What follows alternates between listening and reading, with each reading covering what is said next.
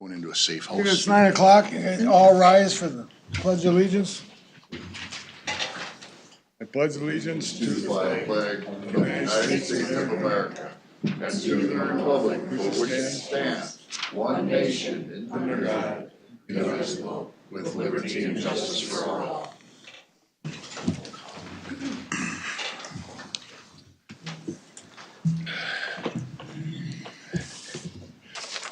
Okay. Ellison, do you want to say something before we approve the agenda? Yes, just two really quick announcements. First of all, last week, it was the Horticultural Society grant. That was a typo on my part, not Jordan's, so sorry about that. And then also on the 2/17/2026 minutes, the bid was correct in the body of the minutes that you approved, but it went to Towmaster for the Swenson body, the truck Chasis did. So I updated that for Sheila, so I just want to make a note of that on the record. Okay. Okay, somebody want to approve the agenda? Make a motion to approve.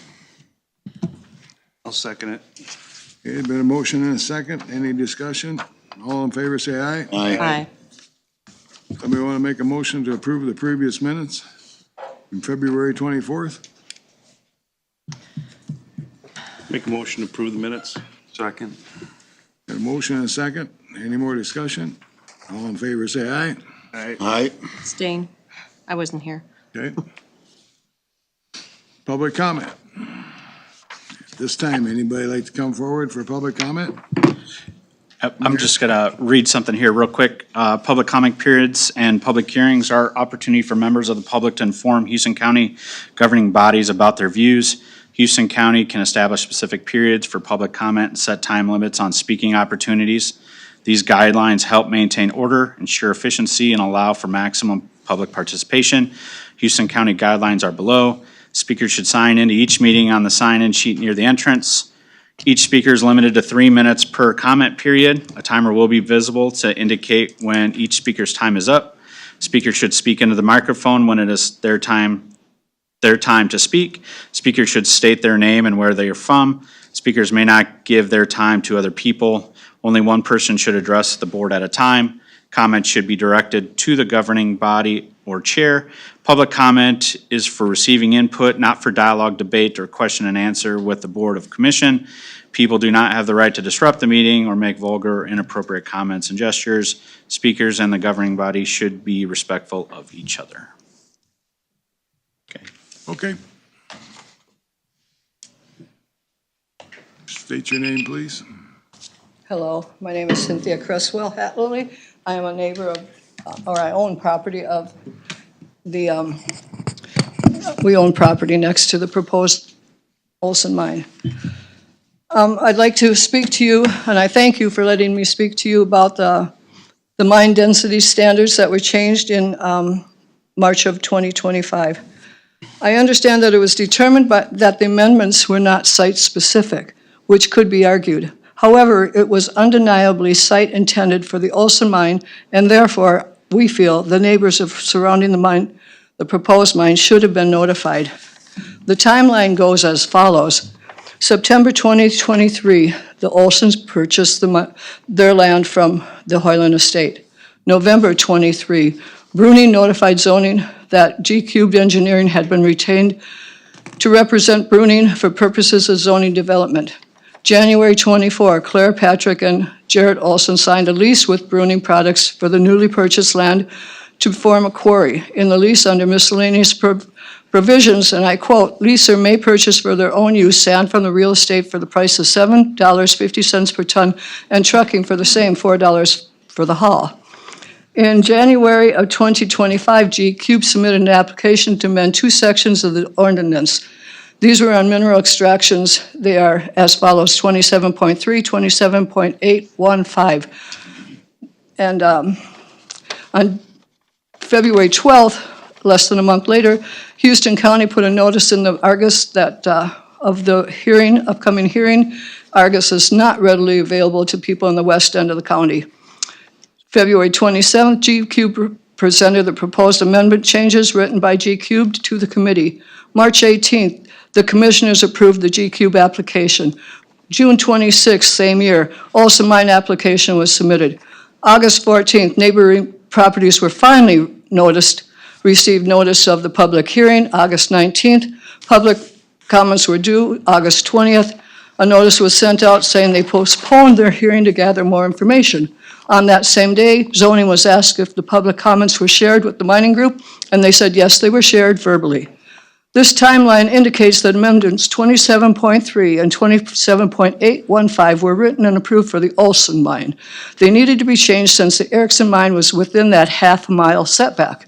Since amendments were made for the Olson mine and would be the new policy countywide, the neighbors of the proposed Olson mine should have received notice of the amendment hearing.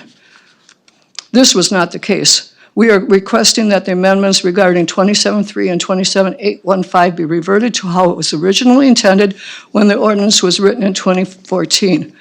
That the wording was originally intended for because we wanted to stop. I'll finish the rest at my next turn. Thank you.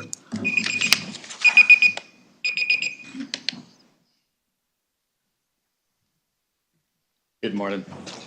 My name's Corey Baker, and I live in Yucatan Township, and I am bordered on one side by a mine, and if this continues on, I'll be bordered on three sides by this mine on a 40-acre parcel. My wife left me some notes to read, and I'm not good at reading those notes, so I'm just gonna kind of wing it to give you a context of who is in this valley. We're not transplants. We're all people that have been born and raised and worked in this area, Rushford, Houston. And it means a lot to us to have these protections in place, the half-mile setback, and we thought that would, we've had a reaction to the mine that was the Erickson mine, and so all the interest that was taken approximately 10 years ago in that, I would have thought would have led to you being concerned about those neighbors in that area being concerned again. And we are. We'd like to have the petition accepted and looked at, that we'd like to have it changed back to that half-mile setback to protect us. Our families, I mean, we have children that want to live on these properties in the future. Yeah, we'd just like you to look at it through that lens, that it is important to those people. Those parcels are maybe not the biggest parcels, but they're all that are available there, and that's what, you know, to live in bluff country, what we love, that's why we bought them. Thank you.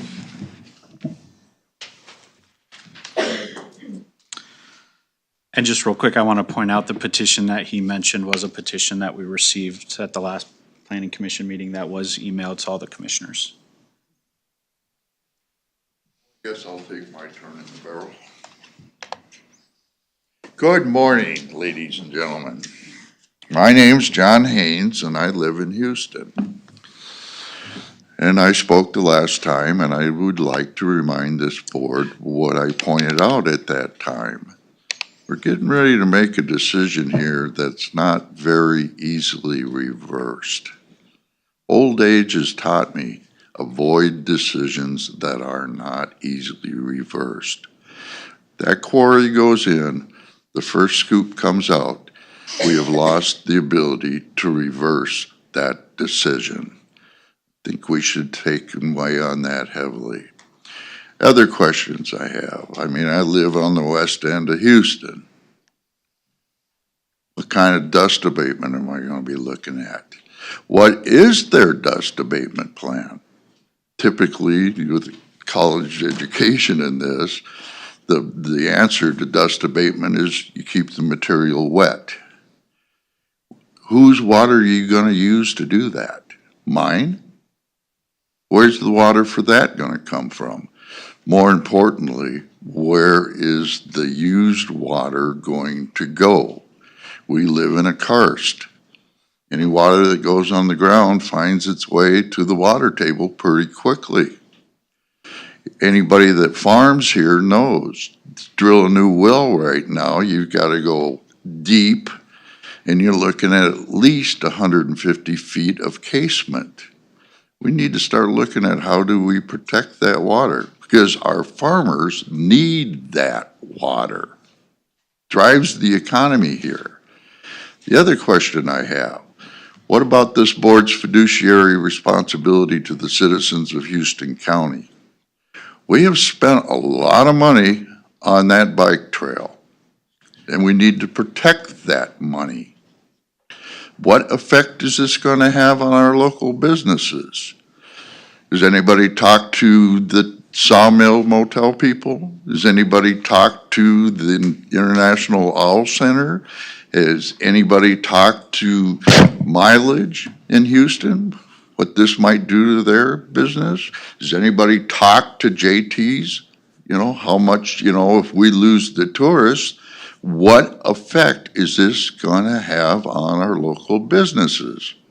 We're already struggling to keep our local businesses. I think everybody can agree on that point. So what about this board's fiduciary responsibility to protect the investments that we have already made? I think that's a pretty serious responsibility. In closing, I just want to emphasize that point. We're getting ready to make a decision that's not easily reversed. Perhaps we should go back to last March's decision and reverse that decision and restore the mine density ordinances. Thank you very much for your time and consideration. Thank you. Thank you, John.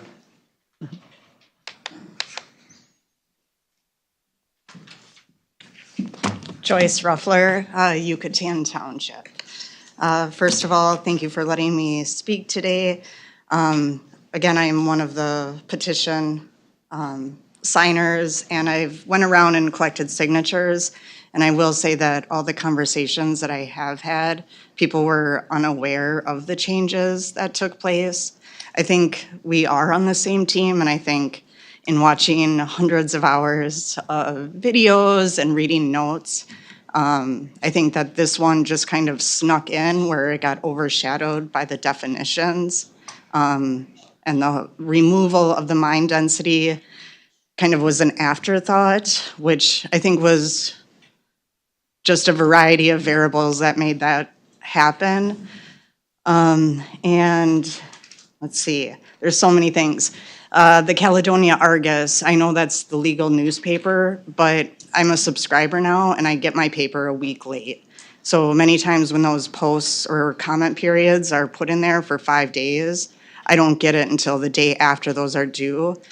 There's only 9 newsstands in all of Houston County, and it's only hits like 5 of the townships or cities. Another thing is, I know that the applicant who proposed to change the definitions and remove that mine density, they implied that the only reason why that was in place was solely due to the frack period and the heavy traffic that would come along with that.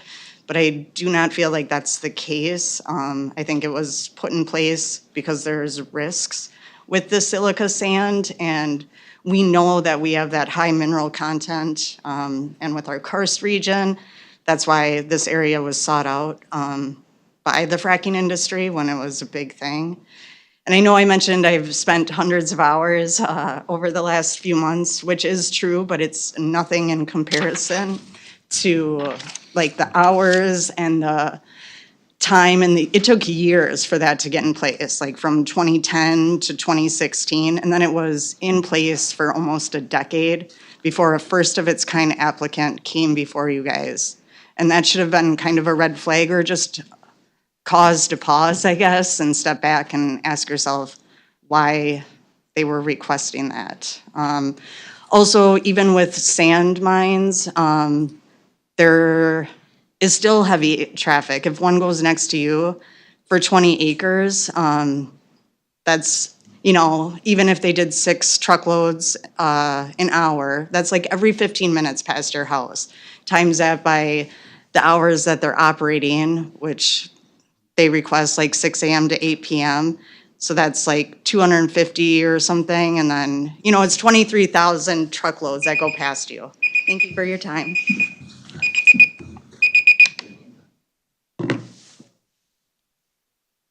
Come on up. Hi. My name is Ann Yekel, and I'm a resident of Houston County. I've been here since 1988.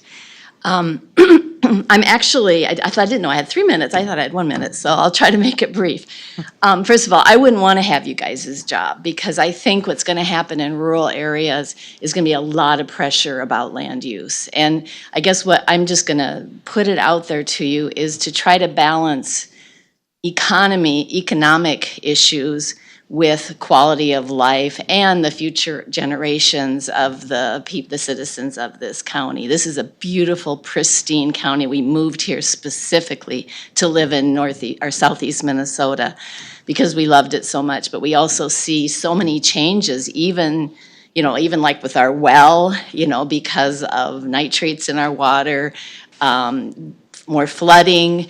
And so things that we can do to help prevent the destruction of this beautiful county, I would just, and I know you're gonna have to do a lot of compromising between land use and people who own lands and then citizens who live here and get affected by those decisions.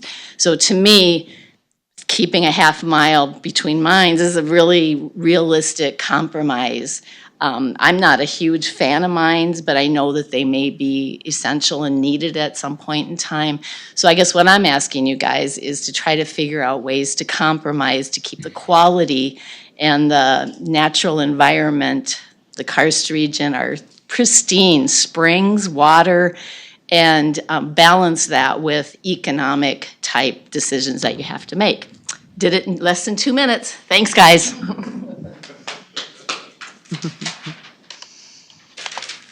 Sorry. I promised people I wouldn't talk. I'd just be here in support. Donna Buckby, Yucatan Township. I am a transplant.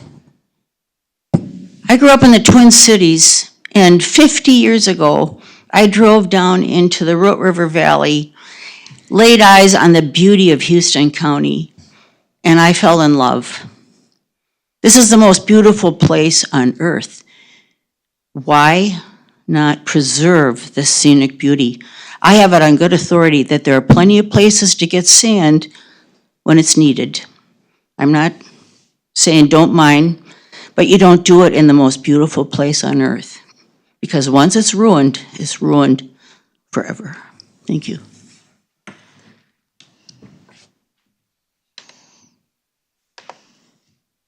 Well, I'm Scott Hatley, Houston County, and I got something to say, but could I have my wife present it? Would that be possible? I guess we could allow that, huh? What do you say? I couldn't hear what he said. I said I have something I'd like to say, but I'd like to have my wife present it. It's written down. I'm not real good in speaking in front of crowds, but it's up to you. You're the chairman. Wants to speak? We'll give you 3 minutes. Thank you.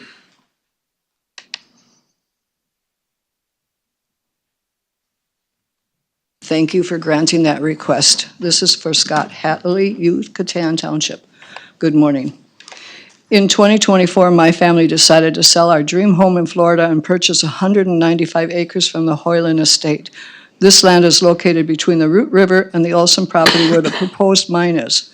We paid asking price and did not want to miss out on this beautiful opportunity. This property has everything we wanted: buildable sites, pristine beauty, hunting, fishing, kayaking in our backyard, and a perfect place for family getaways.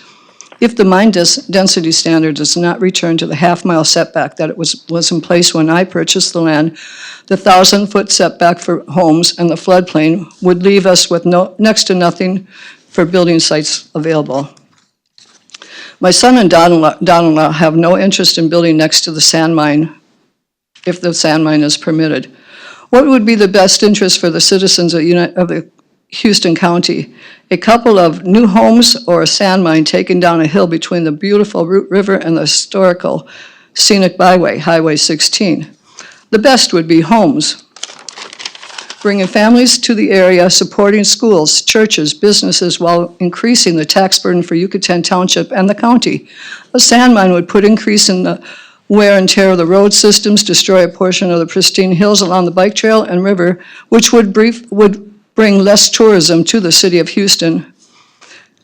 Houston County zoning told me that there was a shortage of sand construction for septic systems, and that a sand mine near Peterson is closing. Amelia said it would become too expensive for people to truck sand for construction or septic systems. My first thought was that I worked along Ascentech construction workers for 38 years, and I never saw a shortage of sand wherever we worked. In Brownsville, Minnesota, there are mountains of sands that get dredged from the river, the Mississippi River, with no place to go. Dredging off the Mississippi has become an endless job keeping the river open for barges. The Army Corps of Engineers have posted on Facebook and signage around the sand piles begging people to take the sand at no charge. This fall, a neighbor in Fillmore County had some of the sand trucked to his house for a garage foundation to level the ground to pour the cement. When we were circulating the petition, only one person of the many asked objected to the petition. One of the most frequent responses was that Fillmore County, Winona County are taking steps to ensure the beauty of the natural resources are protected. Dakota County just stopped an expansion of a sand mine. We are asking that you do the same. Take the diligence that those other counties are taking and stop this. Revert it back to where it was when we purchased our property, before it went through without any notice to the neighbors, and led us to where we are right now. Thank you very much.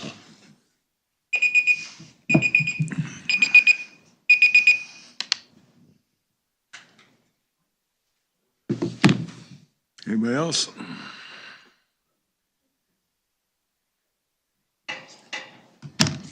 Good morning, gentlemen. I appreciate you letting me be here.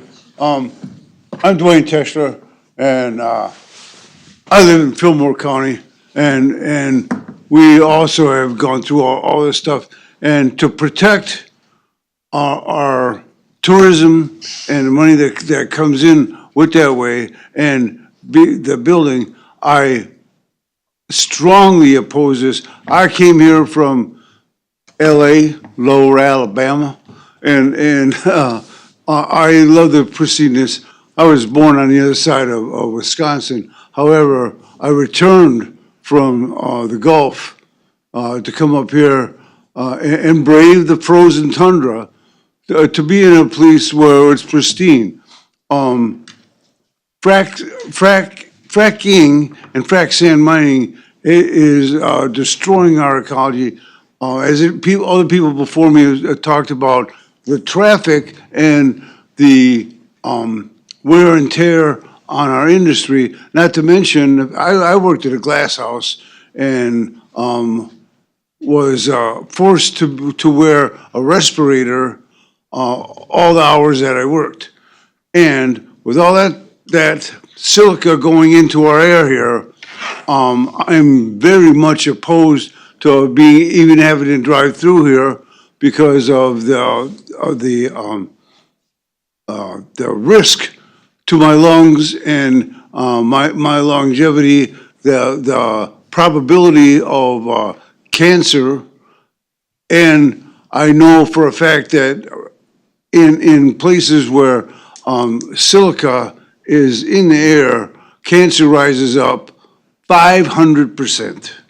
I don't have the written stuff here to support my claim. However, I love living here, and frac sand mining is a detriment to my health and the health of all our people. What are our kids going to have? I talk about 7 generations down. It's an important thing for us to protect what we have for ourselves and for our progeny. Thank you very much for listening to me. Matakwasine on my relations.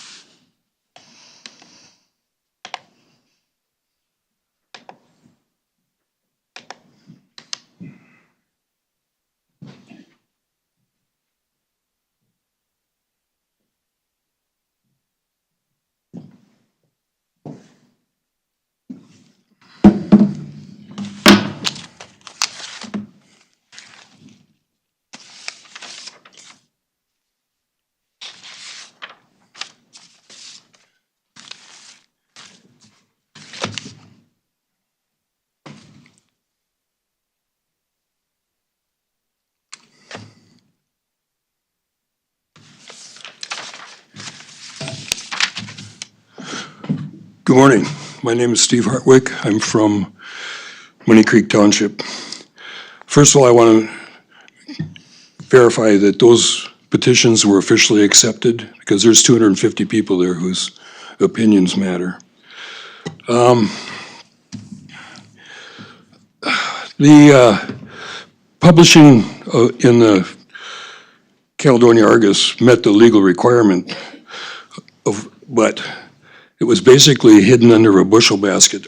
I've seen 3 ads for the shotgun rifle thing in the Fillmore County Journal.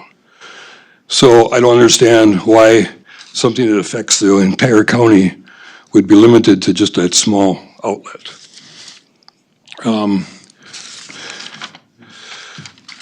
The thing on public hearings, Minnesota statutes, 394.26 says that the adoption by ordinance of any comprehensive plan or amendments thereto, and talking about county codes, written notice of public hearings on all official controls and amendments therein shall be sent to the governing bodies of all towns and all municipalities within the city. I contacted probably 6 or 8 township clerks and city clerks, and none of them had any record of given that notice.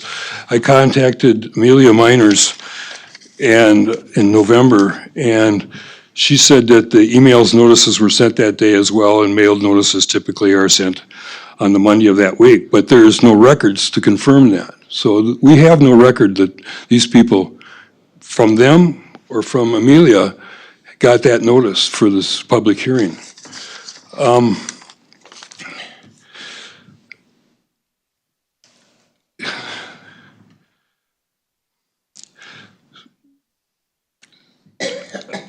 The way it is now is that you have to be more, not less restrictive on the county and township level as far as any kinds of things like that.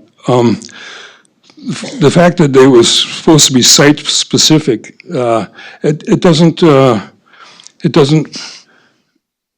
converse of that is if you're gonna do something like this, I know it's a burden, but maybe you should have contacted the people who live within a half mile of the existing mines so that they know that there was gonna be a chance that the existing nuisances of dust, traffic, water table, noise were gonna be compounded.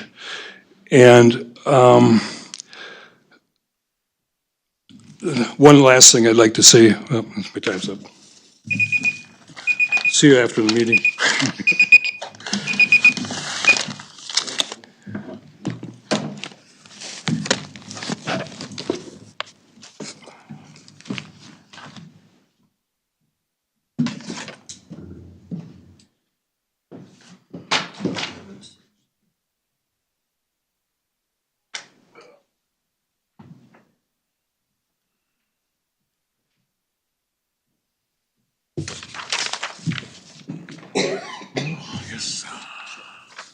No more public comment, I guess we'll move on then. There's no appointments, consent agenda, there's nothing. We'll go to action items. Consider accepting a donation of $100 from Winona County Foundation on behalf of the Fastenal Blue Team Giving Funds for Foster Care Children in Houston County. Bethany?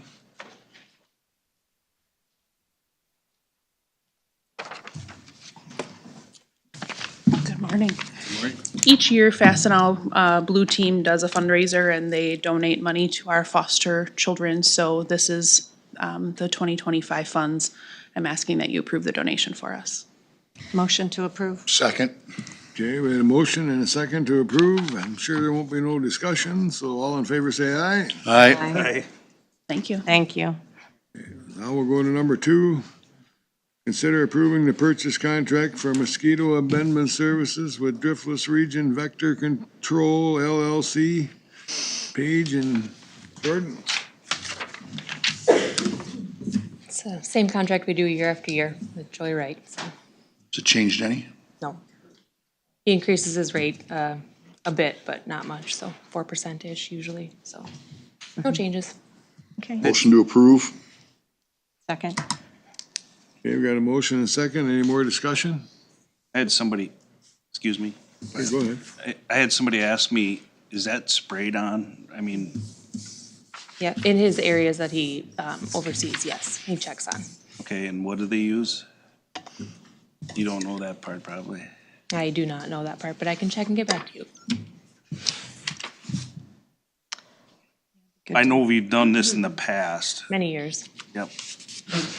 Looks like the agreement outlines specific areas too, Yes, especially it those does, and near he water. provides reports to me before and after, so I'll get those to you if you would like, and I can answer that question for you. And it looks like the contract needs to be updated with Yes, it does. individuals that sign it. All in favor, say aye. Aye. Opposed? Moving on. Thank you. Thank you, Thank Jordan. you. Consider approving airport lease agreement with the city of Caledonia, Minnesota to lease a vehicle from the county to provide a courtesy car from Houston County Airport. Brian? Morning, Commissioners. So this is something that the vast majority of airports have some way for the pilots when they land at the airport to get from the airport to some type of business, you know. Some communities have, Uber and stuff like that available to them. In the rural communities, most of them, they don't have that type of luxury, so the airports provide a courtesy car. Within Minnesota, most airports are owned and operated by municipalities. So because of that, the League of Minnesota Cities will cover with the city's insurance on that courtesy car. So as long as the city gives permission to the individual to hop in and drive that car for their use, the insurance will cover that. Because of how few counties have airports, MCIT does not cover courtesy car rental for airports. So counties, if they want to get a courtesy car and let pilots, flyers use it, they need to find their own insurance, of which there's very few entities that will provide insurance. So we've been talking to the city for well over a decade about coming up with an agreement that both Houston County and the city of Caledonia would agree to, where essentially the county provides the vehicle, maintains the vehicle, the city leases the vehicle from the county, they provide the insurance, and then they also control the keys for that. So they need to approve usage of that vehicle because they're also the ones that their insurance will cover it if someone causes damage to that vehicle or does something. So the county and city worked together to get an agreement drafted up. And this was approved by the city council here a couple months ago. We just got a copy of this here a week ago. So the request today is to request the board approve this agreement, and then we'll get everything in place at the city's side with insurance and usage of the vehicle. And then we'll bring the old, it was used at the highway department for a while, and then over at the sheriff's office, 2015 Yukon for use. As the users of the vehicle use it, they're supposed to refuel, so that way the fuel cost is not the cost of the county or the city. So it's basically going to be the maintenance of this older vehicle for a period of time. So the agreement is a 5-year agreement, and then depending on how it's going, we can either cancel it early or extend it depending on if everything's going good. It's gonna be stored out there It'll be stored out there. So at the airport, yeah. yep. So In a shed or a garage? yeah, so at this point, so there isn't a place to store it inside. Pretty soon when the hangar gets constructed fully, there'll be 2 sections of the new hangar that's gonna be too small to put a plane in. We could use one of those 2 half of a T hangar size unit to store the vehicle inside of that if we wanted to. So that is a possibility to store it inside. Information.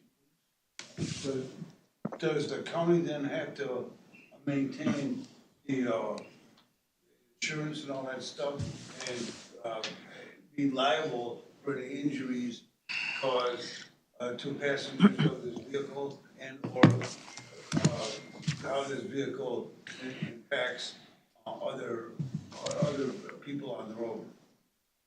Is Is that an all right cost? Yes, it is. Brian, you know more about the insurance part of it, who pays that and how it's taken care of? Yeah, so usually what happens is that the municipality requires that the user has a valid driver's license and insurance. And then if it does go beyond that individual's insurance, then it will go to the city's insurance, not the county's. And the city, their insurance typically doesn't have, their insurance typically will cover it. So it really should never come back to the county's insurance.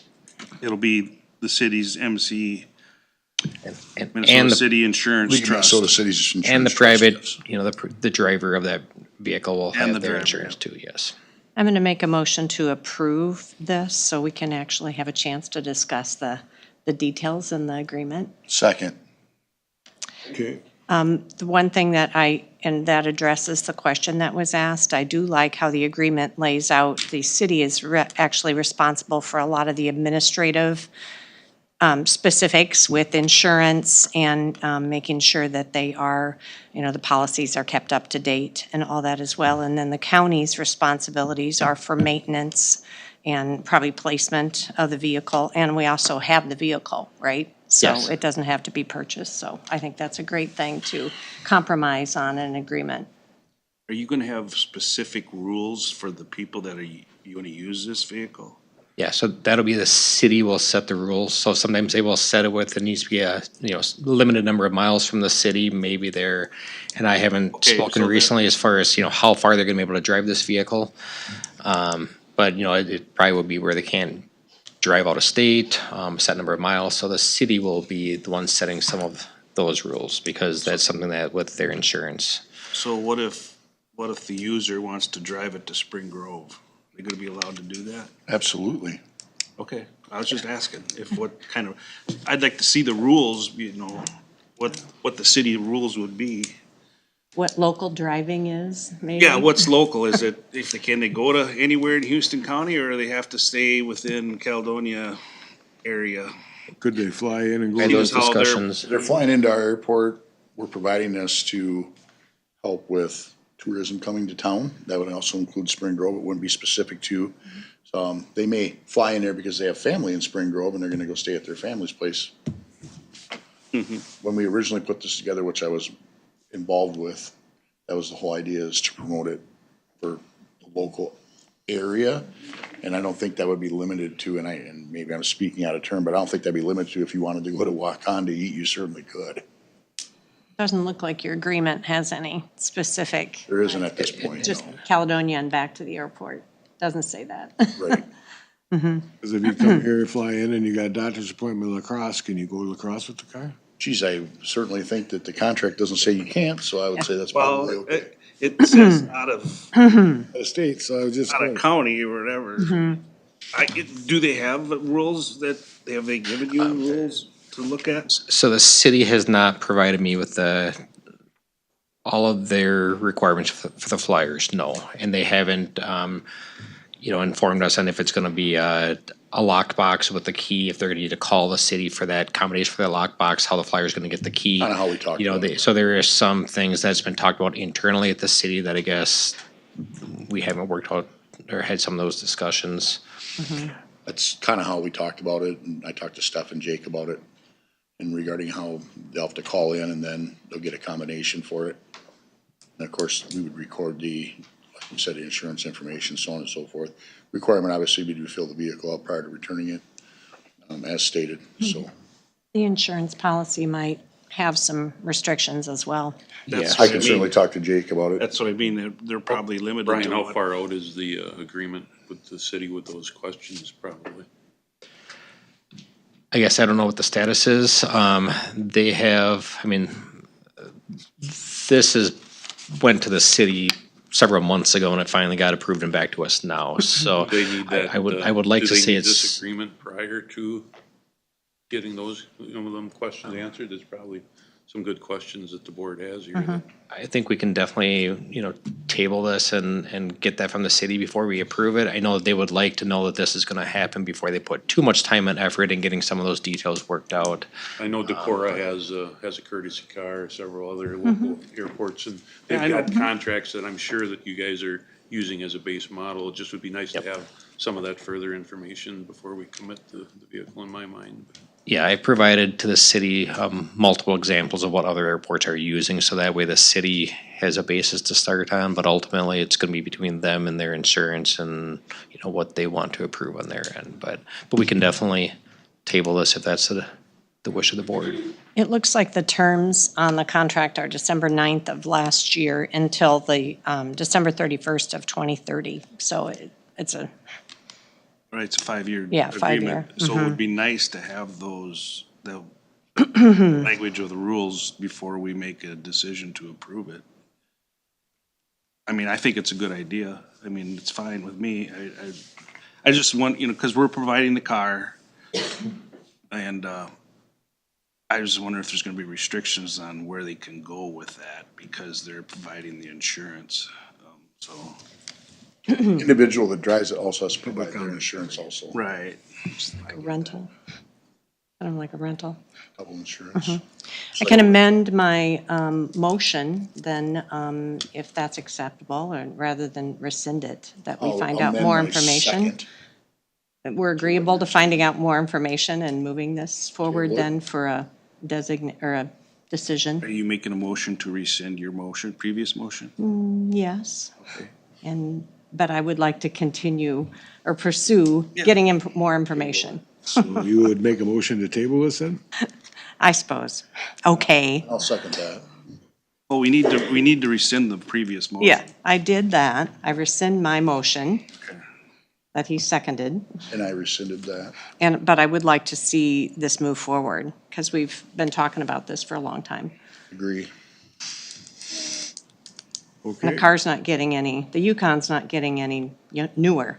Is this a vehicle that's no longer being used, or what? Yeah, so this is a vehicle that would have been sold on min bid or, gotten rid of. And typically that's what happens. It's, it's an old squad car. It's an old It was his. highway vehicle, it's an old vehicle that it's gonna be, gotten rid of. So, so it's not like we're gonna be buying a new vehicle and putting a new vehicle out there. It's gonna be that, 10-plus-year-old vehicle, typically that's gonna be going out there. So, and if that vehicle dies or the condition is in bad shape, typically what you're gonna do is get rid of that and you find some other used vehicle you're gonna be getting rid of and swap it out with that other older vehicle. So what we're asking for is to just have more information on how this process works and what they need to Rules to do. engagement. The city's rules on. Yeah, okay. On use of the vehicle. Administratively, yeah. Jake. Okay, we had a motion and a second to table it. All in favor, say aye. Aye. Aye. Opposed? All right, moving on. You're gonna talk to him, Kurt, or you want me to? You're gonna I reach will out to him, talk or to you want me Jake to? today. Okay. And now we'll go to 4, consider approving the hire of one summer help employee in the highway department, page 21. Ryan. Yep, so when we budgeted for 2026, we did not budget for a summer helper this year. Historically, we've, I would say maybe about half the years or a little over half the years we budget for summer help. So this time when we were doing the budgets, we were looking at what we had for projects coming up in 2026. We were kind of getting to that point, second half of the summer, and it was looking like one of the main construction projects for this summer was next summer was probably not going to happen, and that was the city of Houston. Working with them on reconstructing County 13 through town, which is a bunch of underground utilities, full reconstruction of that project. Since that time, the city said they want to get that project built this next summer, and they also want to build that project during the summer months, right after school gets out, and be done with it by the time school starts back up. So the project is going to take place essentially in the months of June, July, and August. During that same time, we have project coming up to repave County 7 and County 18. And usually our paving projects takes place during the months of June, July, August, maybe it gets into September. But during those 2 months, we'll have several $1 million worth of work with our limited staff. And we're looking at, it'd be nice to have one more person to help out with staking on both these projects involve a lot of construction stakes. You know, we have many miles of staking in the rural areas, plus we have all the curb and gutter and sidewalk and stuff within the municipal areas of Brownsville, Hoka, and Houston.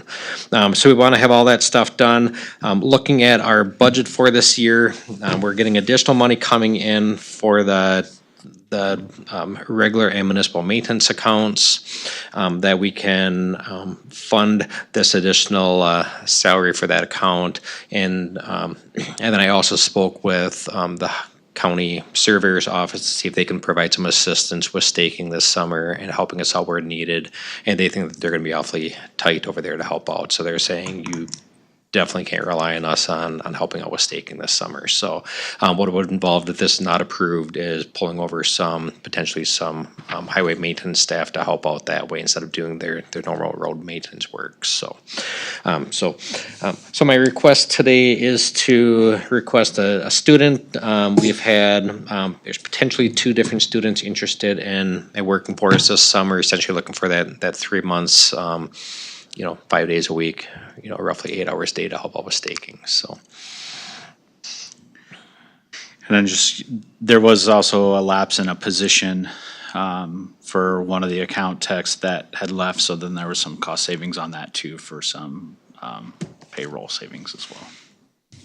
Yeah, so, I mean, we went down in staff at the highway department by 1 person from where we used to be. And then with our budget process, over the summer help is gonna be pretty much whatever we pay for salary is gonna be about a wash with salary. There is some other little intricacies within our budget that it's gonna eat up some of the savings that we had for the lapse with our new account clerk, so. But overall though, we can fill this position without tapping into farther fund balance. Make a motion to approve the hiring. Got a motion? Is there a second? Second? Okay. Any more discussion? So this is more than a 67-day employee? So essentially, it's the same general position as a 67-day, but because it's a student, you can go up to 100 days.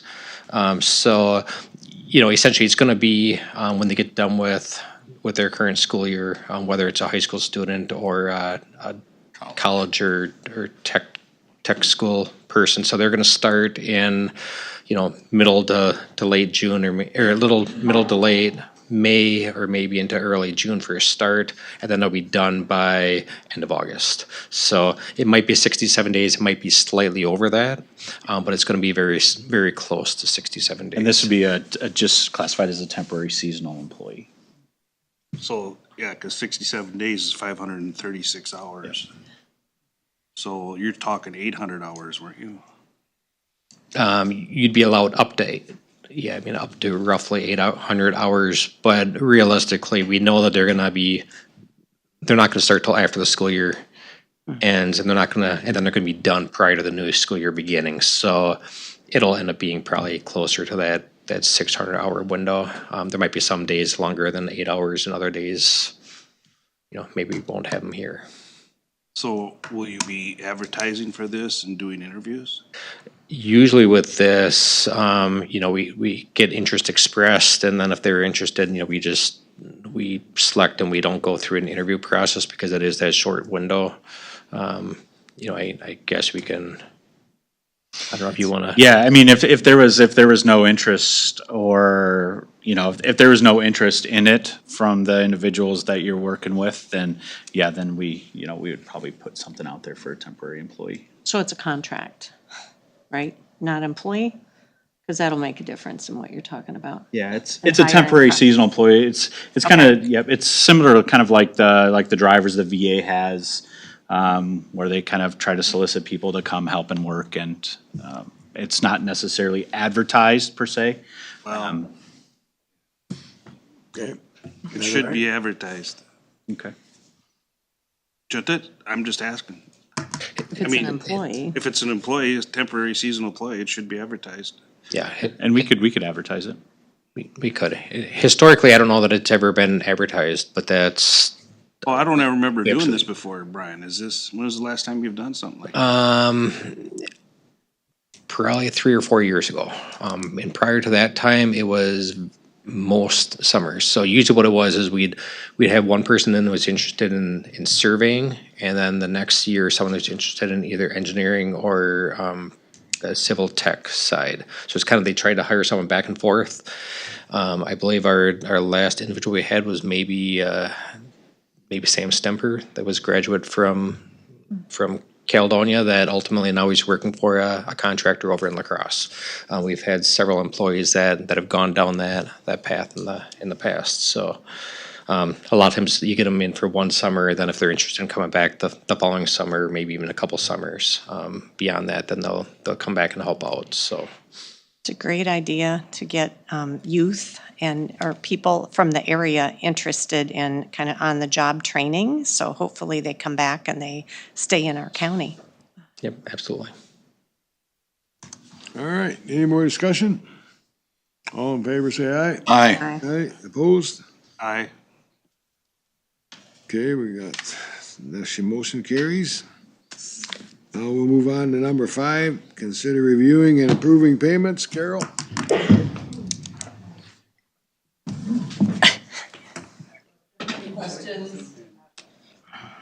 Anybody got any questions for Carol? No, looks good. Okay, Motion to approve.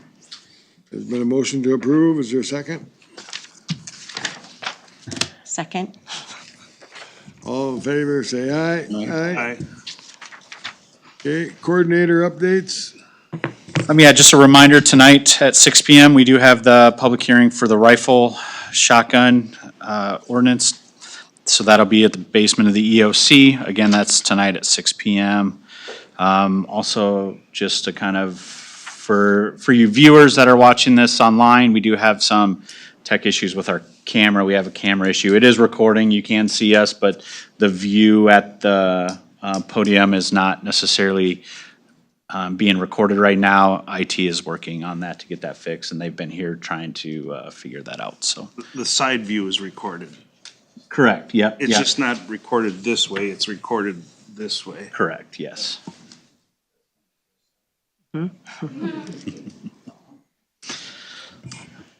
That's all I have. That's all you got? I guess I got a meeting tonight for the rifle. I was at the planning commission meeting Thursday night. Any upcoming stuff, I guess it'd be the rifle thing tonight for right now. Who wants to be next? Cindy? Sure. Looking at my schedule, it seems like I was out last week at some meetings out of state. One thing that I would like to mention, considering that we did receive a petition that actually was discussed previously at the Planning Commission, and we as commissioners have all received that, I would like to have the county consider questions, considering that questions remain on the sand mining ordinance and what that entails, what it is and what it isn't, I think needs to be better defined and clarified. I'd also like to see the county focus on the 4 requests for action that came into that petition. And I'm going to read those. A comprehensive review of current ordinances to restore and strengthen all mine density limits. 2, clearly define restrictions on the number and proximity of sand mines allowed in any area. 3, stronger health and safety protections for residents and the environment. 4, public hearings for community input before any new conditional use permits for mines are approved. So I would like us to take a look at that and provide more research on those issues that have been brought up by 245 residents of our county. That's all I have. Okay, Eric? Yeah, I was at the planning commission meeting last week. We approved two CUPs for recommendation. Mike, please. Can you hear me now?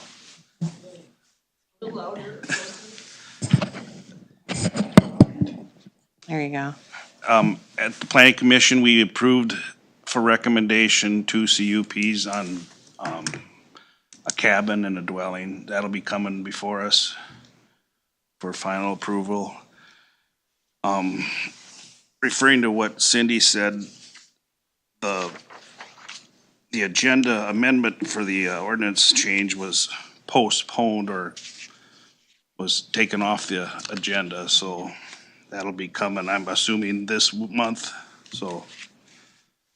And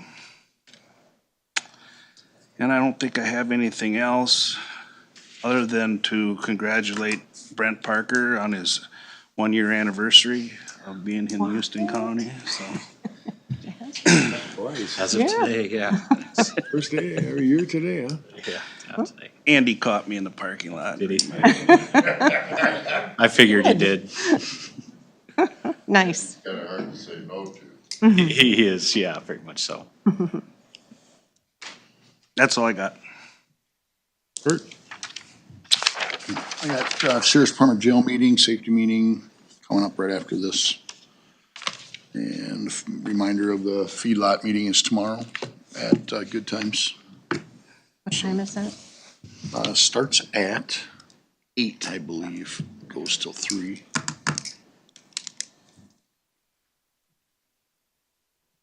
Good. I'm not good, but yeah, I'm done. All right. I guess we have personnel meeting after this, and then I've got the same jail meeting.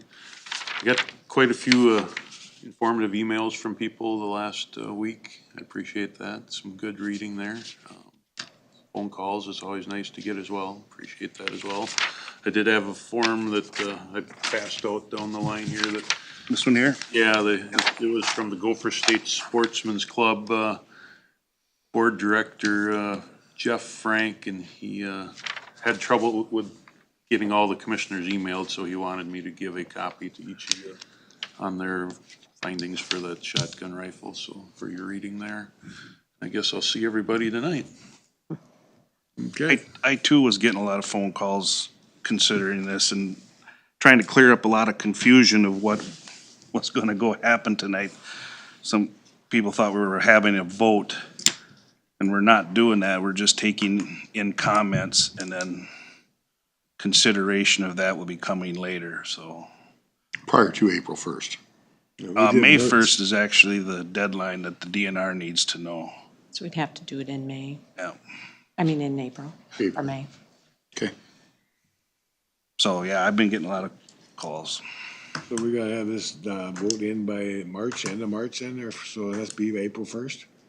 The DNR has to be notified by May 1st, so sometime. May 1st? Yeah. Now and May 1st. May 1st for the DNR, so they can put it in their rule books if we were to opt out, yep. If anybody did see Mauer County, is not gonna, they're not doing anything. They're gonna go with the state recommendation of rifles. That was just passed last week, so I got a notification from Commissioner Mueller on that, so.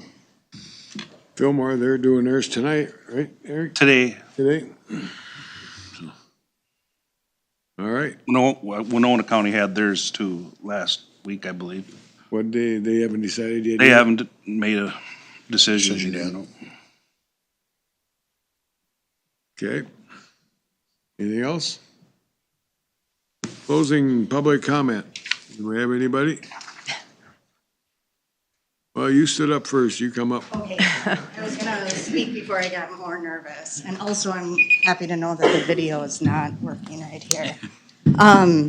So a couple things I just wanted to say, with that half-mile density being removed, it kind of works against everything else that you guys are working so hard on doing, like even just the airport thing, you know, increasing tourism, not to mention the resolution from, I might get it confused, but the Badger, one of the recent resolutions, and the things that you list, I feel as though those same things are applicable here, such as the cultural and economic importance, preservation of scenic bluffs and valleys and natural landscapes, the protection of environmentally sensitive areas, and the priority of natural resource protection over large-scale infrastructure expansion. Also, I think it would be good, well, maybe I am hoping that we can have a public meeting regarding these changes, since there wasn't one public comment on record for that change that G Cubed requested. Also, with the half-mile density being removed from sand mines, it would impact a lot of the property values if more mines are able to just pop up. Also, I do think it should be looked at, that original application and what was stated to you guys, because it was misrepresented. And they cherry-picked basically sections of the neighboring ordinances to make their case. Where if you look beyond the definitions, there's other protections in place in both of those counties, Fillmore and Winona, like either banning the mining, or there's like a limit in Fillmore County, from my understanding, or like a cap at how many can exist. And I also think that we should look at our reclamation, like where we are at with all the mines that we currently have. It's my understanding that the CUP stays with the land, so even if you approve a CUP for 7 acres 7 years ago, it's 35 acres now today. And these same mining companies are locating those parcels that have had a CUP granted, purchase the land, and then just come back repeatedly requesting expansions. And I'm not aware of, besides one mine in all of Houston County that's actually done a reclamation. And I don't know if it's just because they're leaving a stockpile there and then it gets to be considered active, and then they don't have to put in the time or, follow through on what they said that they would. Also, I was wondering, I don't know what's allowed or what isn't, but I hope that you guys will add this to your discussion items for your March 10th work group session. And I don't know if I compiled like 5 binders down to a few things, and I don't know if, even if you guys aren't required to watch or look at them, if maybe I could give them to Brent to maybe flip through. Restate your name, please. Oh, sorry. Joyce Ruffler. Thank you. Thank you for the work that you do. And I can get those from you after the meeting. Awesome. Yeah. Thank you. My name is Dwayne Teschler, and I want to readdress this mining thing. I'm not a lawyer, and so I don't know the whole liability that we as a county or community have to citizens. However, citizens that are living here will be breathing this silica stuff from the mining, and without proper reclamation or taking away the harmful fumes and or sand particles, people who contract lung cancer due to the fact that they're breathing this silica sand that's not being reclaimed or lessened, might have an opportunity to sue our county and our community for not protecting them against carcinogen producing fumes and or particles in the air. I'm not sure about that whole thing. It might be something for us to consider, though. Thank you.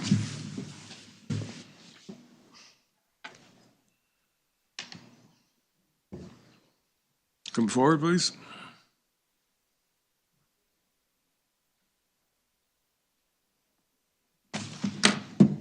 Again, my name is Cindy Cresswell Hatley.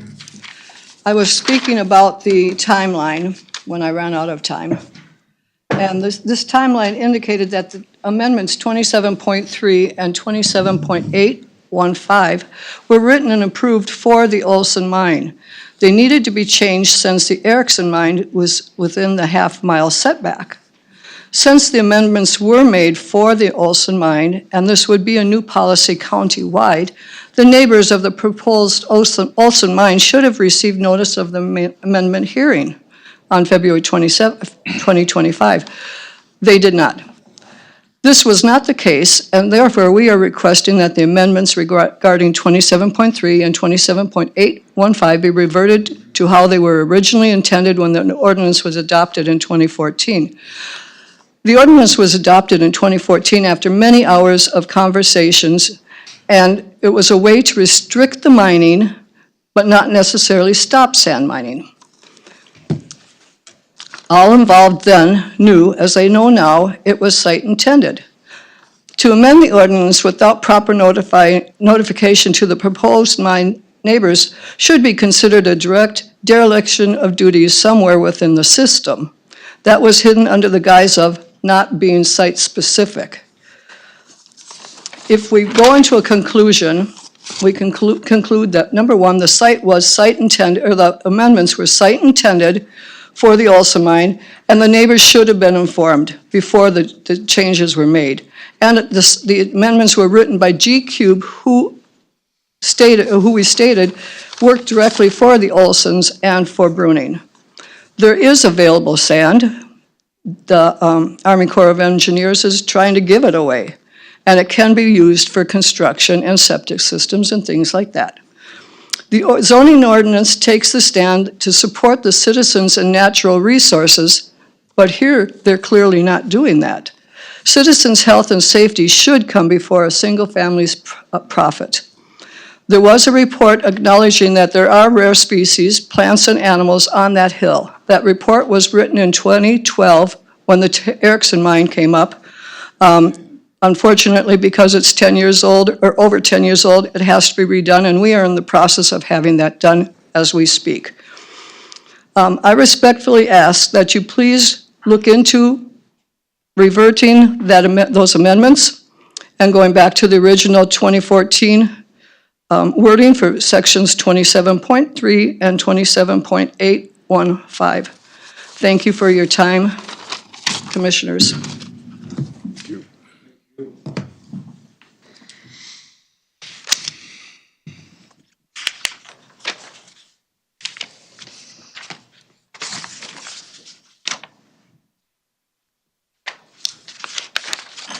Donna Buckby, Yucatan Town. I was one of the people collecting signatures for this petition this time around, and I was also one of the people collecting signatures on the Erickson mine all those years ago. And there was an interesting change this time around because quite a number of people who refused to sign the petition for the Erickson mine signed this one readily. There's a real difference in people's attitude. And also because I don't want to drive back here tonight, I want to go on record about rifles. I don't know why you would want someone shooting.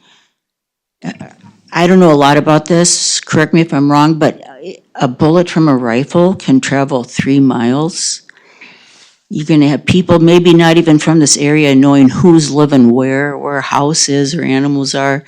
Why would we want people firing rifles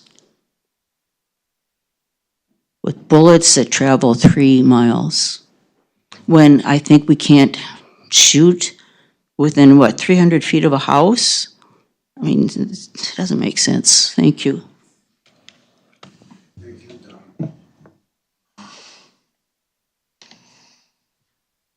Okay, I guess that's. Are we allowing comments about this other rifle issue?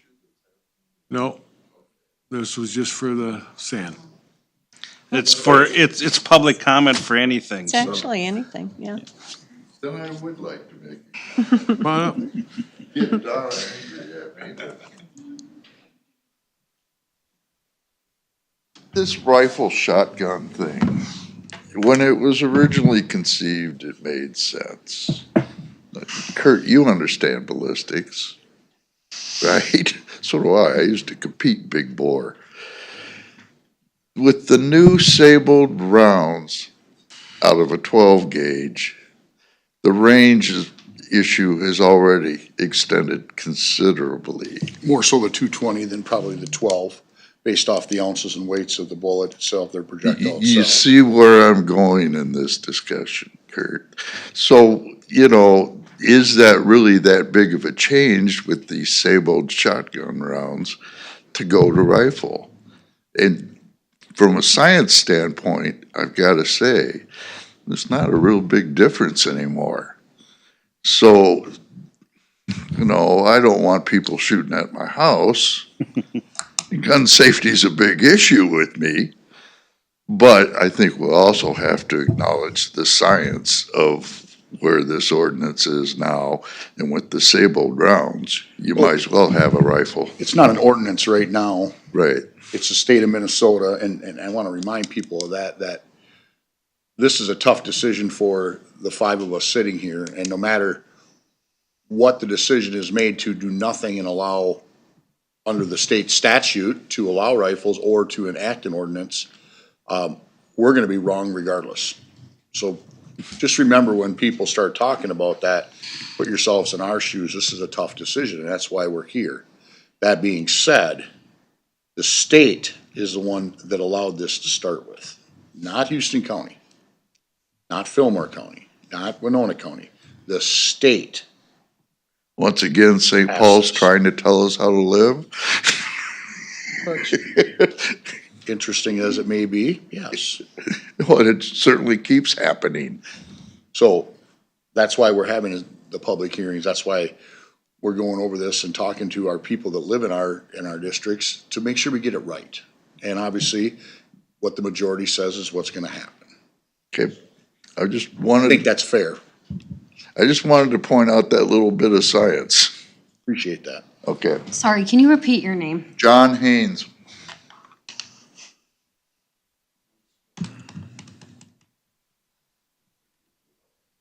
Just trying to make sure I get the right name with the right comment.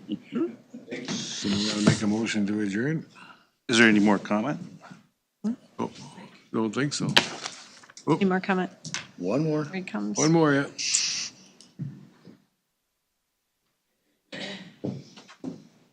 Steve Hartwick, resident of Money Creek Township for 50 years.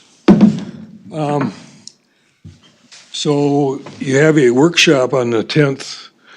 The petition's going to be introduced at that workshop for you guys to consider. Is that It's already that been could happen? given to us. It's already been given to us, and So- workshop is just for the board to discuss. It's not for the public to interact. No, I know that there isn't input or that kind of stuff. I was just wondering It's been if you're going to look at the petitions and make any kind of a. Yep. This petition was scanned and emailed to all the commissioners. and Yeah, they okay. Because after that, I would request that we put on the agenda for the 16th, this issue of the density. When the land use plan was developed, there was very little restriction except for the density, and now you're eliminating that. And so it kind of turns the county into this kind of wide open. Everybody talks about the beauty of the surrounding area. I think it was maybe the 40th anniversary of the Fillmore County Journal. They had a little thing underneath each person's picture who worked for the Fillmore County Journal about their job and why they liked living here. And every single one said the quality of the environment is why they choose to live in this area. Thank you.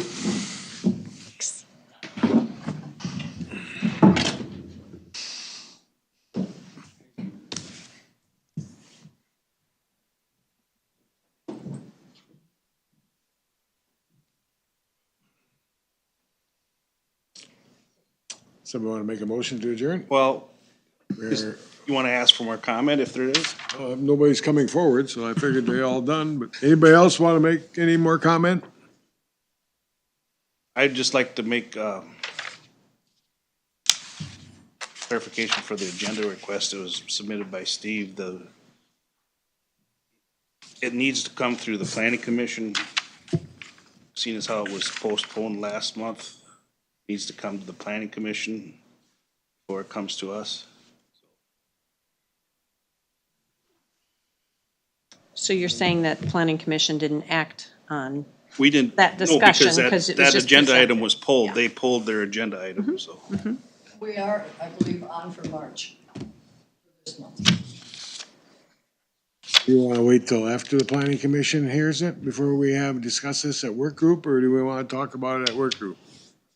We could talk about anything at work group. I'm just saying if to be on the agenda for the 16th, I don't think that'd be accurate to do correct to do that. well, I stated in my comments, I'd like to know more about this and at least get some facts around what it is, what it isn't, so clarification. So I propose that we discuss that at work group. Okay. I'll make a motion to adjourn. There's a second? Second. All in favor, say aye. Aye. Opposed? We're adjourned. Thank you, everyone, for coming. Thank you guys for coming. Thank you.